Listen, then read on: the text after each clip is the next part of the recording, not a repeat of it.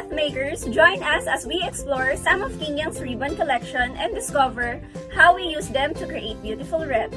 These wreaths are crafted using solid color ribbons.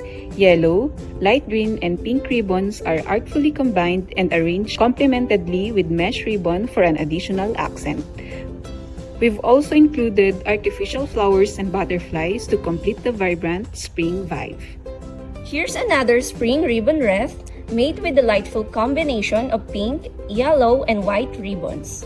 The addition of a plaid ribbon design enhances its beauty and makes it stand out. Plus, the tulip flowers arranged all together adds an extra charming touch to this wreath. We hope you enjoy watching our video! And now, try creating your own wreath by mixing and matching your ribbons that you have. And let your design imaginations come to life.